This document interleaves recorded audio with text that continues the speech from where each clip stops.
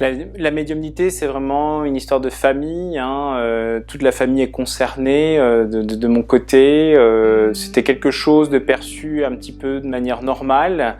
Il a fallu à un moment donné que je me confronte au monde extérieur pour comprendre que finalement c'était un don, une acuité. Donc depuis tout petit j'en faisais, non maîtrisé.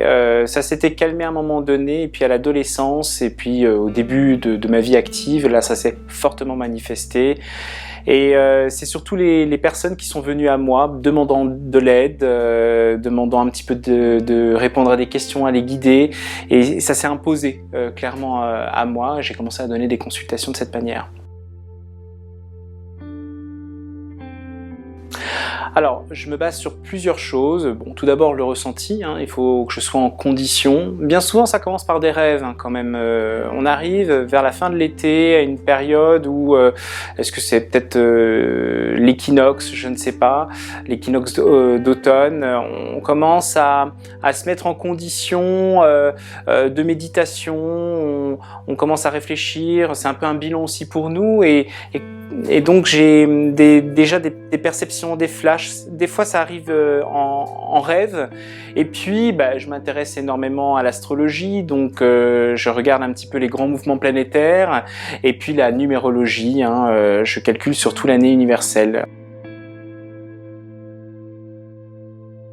2021 en numérologie, ça donne l'année 5 universelle. Autrement dit, une année où nous devrons faire preuve de patience, de calme. C'est une année où rien n'est sous notre contrôle. Donc plus vous chercherez à contrôler les choses, plus vous allez vous enliser dans quelque chose qui ne vous ressemblera pas, où le temps va se jouer de vous.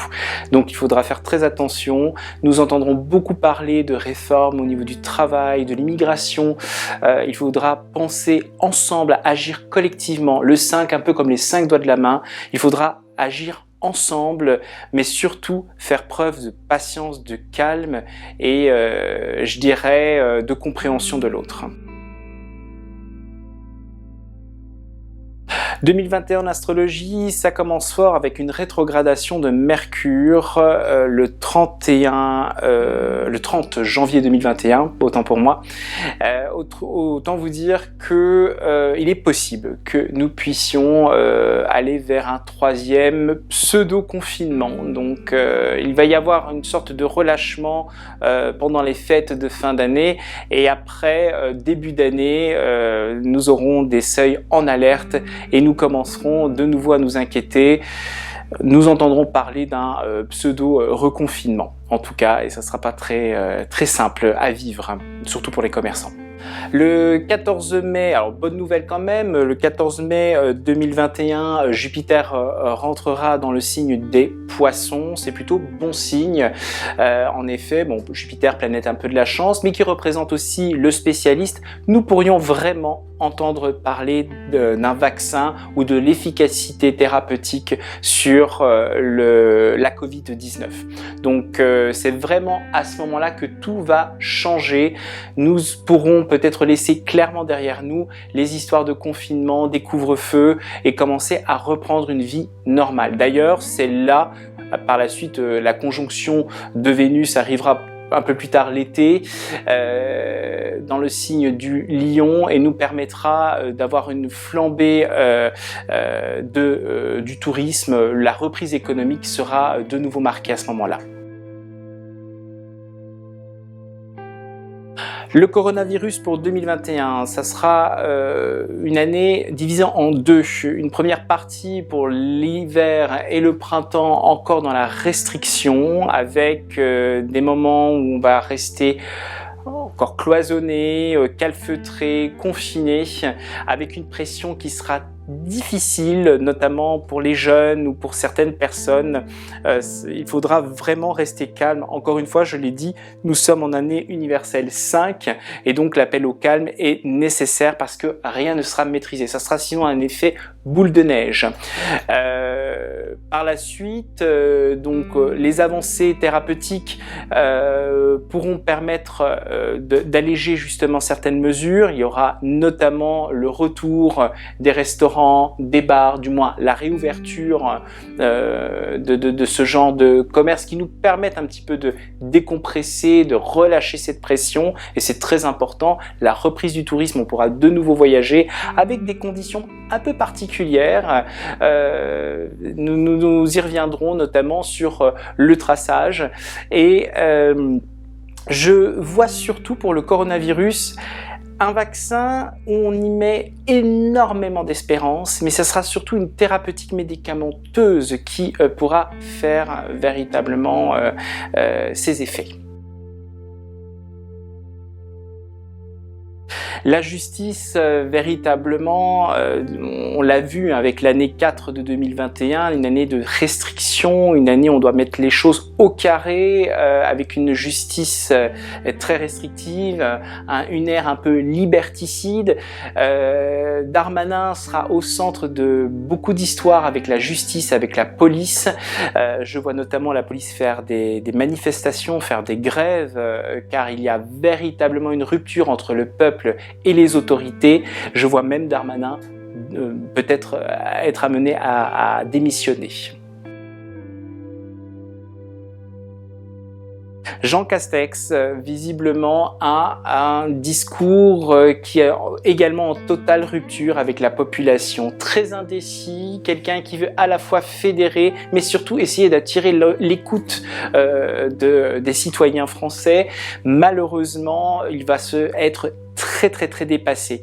Il pourrait y avoir même un petit peu des discordances, des moments un petit peu difficiles, délicats entre le président de la République et le Premier ministre. Le secteur économique et de l'emploi en 2021, on ne va pas se leurrer, ça sera une année difficile, en tout cas surtout pour le premier semestre. Nous aurons vraiment les conséquences liées à ces trois confinements, et donc forcément ça sera difficile. Les gens seront sous tension, il y aura encore beaucoup de manifestations dans les rues. Toutefois, il y a quand même des choses intéressantes qui se passent, notamment une belle alliance marquée entre les États-Unis et la France. Biden arrive au pouvoir et permettra de soutenir clairement le président Macron. Nous avons notamment l'Allemagne avec la chancelière Madame Angela Merkel qui tout doucement va laisser sa place à un chancelier. Je vois plutôt un jeune homme, et donc il y a l'émergence, la jeunesse qui arrive justement en Europe, qui va permettre des réformes un peu étonnantes, comme un statut un peu plus privilégié, enfin du moins un peu plus sécure pour les indépendants, car forcément le taux de chômage sera explosif en ce début d'année, et c'est notamment les commerçants, les indépendants qui en pâtiront de ces conséquences. Donc une période difficile, mais qui laisse quand même place à de sacrés espoirs et une réflexion un peu différente sur l'approche de réforme au niveau du travail. La sécurité en France et la sécurité surtout dans le monde, on ne va pas se leurrer, c'est encore très violent, c'est encore très tendu. Il faut faire très attention. Je vois beaucoup de manifestations dans les rues. La justice est en totale rupture avec les citoyens. En tout cas, on a l'impression que les Français ne croient plus en leur justice, et ça va être un petit peu difficile. Je vois même à un moment donné l'image des militaires dans les rues, donc ça sera très rude. Beaucoup de manifestations, comme je le disais. Par la suite, nous aurons dans le monde un climat qui va se refroidir énormément entre la Russie et les États-Unis, au profit justement de la Chine qui ne perdra pas le nord et voudra imposer davantage son modèle économique. Les États-Unis c'est un pays qui sera dans une position de vulnérabilité. Ce changement de président et ces réformes qui attendent avec des comptes complètement en berne profiteront justement à des stratégies. Nous vivrons une véritable guerre économique et ça se verra dans différents scandales. Pour Donald Trump, ça va être très difficile. Une passation déjà difficile le 20 janvier 2021. Nous aurons clairement peut-être même droit à des coups d'État. Ça sera historique ce qui va se passer en début d'année 2021. Nous pourrions avoir la vengeance d'une femme pour Donald Trump qui va sortir un livre ou un film mettant en lumière justement des procédés toujours cachés, et ça fera vraiment un réel scandale. Je ne le vois pas se représenter en 2024, ça sera très difficile. Je vois notamment un problème avec son état de santé. Toutefois, sa fille, Ivana Trump, va tenter de regagner une sorte d'image. Peut-être elle voudra venger son père ou redorer, on va dire, le blason Trump, mais il est possible qu'on entende parler d'elle en candidature à la présidence en 2024.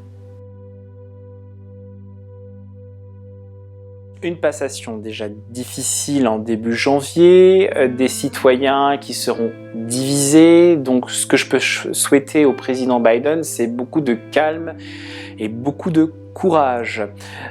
Autant vous dire que sa cote de popularité ne sera pas du tout flamboyante pour l'année 2021, ça sera plutôt en berne, car en effet, il devra peut-être reporter, on va dire, certaines réformes, des réformes de démocrates au niveau de sa population, car il va devoir faire front à la Chine, en tout cas à l'Asie, face à cette fameuse guerre économique que je vois depuis un certain temps.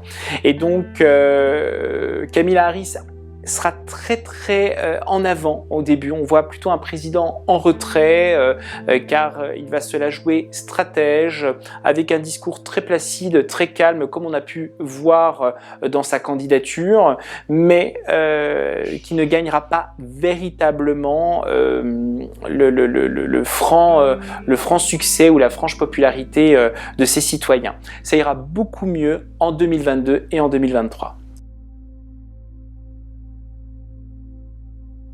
Le climat, en deux mots, ou plutôt en deux éléments, de l'eau et du feu. Je vois une période très humide dans une certaine partie du globe, avec beaucoup d'inondations, beaucoup de phénomènes avec l'eau. Ça peut être également éventuellement un tsunami ou une alerte comme cela, mais moi ce que je vois surtout, c'est des inondations, des épisodes très tempétueux. Je vois beaucoup de sinistrés, en tout cas en 2021 pour une première partie de l'année. Sur une seconde partie du globe, notamment l'hémisphère sud, l'Australie m'inquiétera beaucoup. Je vois des incendies violents, j'ai vu des images assez traumatisantes de villes en feu, de pylônes électriques en feu. Je vois cela donc comme si le feu n'était pas que dans la nature ou dans les forêts, mais gagnait justement les agglomérations, sinistrant justement la population des villes entières. Donc il faudra faire très attention, des épisodes de sécheresse très importantes. Et puis j'ai eu l'image assez étonnante d'un trou. J'ai eu l'image d'un trou, de quelque chose qui s'effondre. On est dans une grande ville, une sorte de mégalopole. Je vois un trou se former en traînant dans sa chute quelque chose, des monuments ou un immeuble. En tout cas, ça fera le tour du monde. Des images feront le tour du monde sur cette formation de ce trou.